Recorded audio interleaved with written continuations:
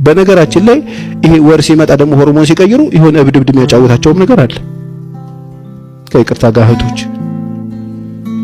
ምን ሆነው ነው ማለት ያመሮ በሽታ ለካ ሆርሞን ነው። እነሱ ማያውቁት በሕክምና ያሰማሉ። ሆርሞን የሆርሞን ለውጥ ሳት እንዴ እሷ ናት አይደለችም እስክትል ድረስ ሌላ ታሪክ የምታሳይበት ሁኔታ አለ። ኢሞሽኗ ሌላ ነው። ቁማታቸው ብያት የሸኛዋት ናት። ይሄ ቤተሰብ የሆነማ መንፈስ አለ።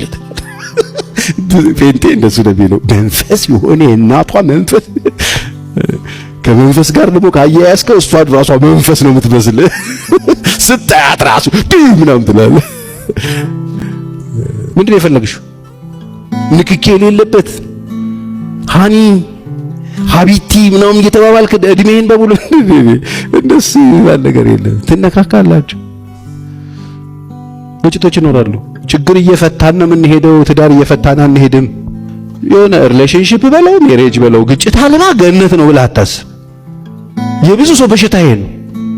ስለዚህ ምንድነው የምትነግረን ፓስተር ቸር? እነሱ ስሜታቸውን ይገልጣሉ፣ እንዲገልጡ እድል ስጡ። የሚሰማቸው ነገር አለ ይሁኑ። ምን አለበት? ምን ትሆናላችሁ? ተፈጥሯቸው ነው። ነገርኩህ እኮ በሰውነታችን የጋራ የሆነ ጠባይ አለን፣ በጾታችን የተለያየ ማንነት አለን። አለቀ። ሴት ሆነን አናቅም። ይሄ ግን በእውነት በብዛት ያለ እውነት ስለሆነ ነው ማወራላችሁ። ይጠቅማችኋል። እድል ስጡ። ከአጋንንት ጋር አታያይዙት፣ ከችግር ጋር አታያይዙት፣ ከትዕቢት ጋር አታያይዙት። ትዕቢተኛ ስለሆነች ነው፣ ችግር ስላለባት ነው፣ አጋንንት ስለሚሰራባት ነው፣ የቤተሰብ ጣጣ ነው ምናምን ብላ አታያይዘው። ተፈጥሮዋ ነው። ስሜት መግለጥ ያወራሉ፣ ስሜታቸውን ኢሞሽናቸውን ያወጣሉ።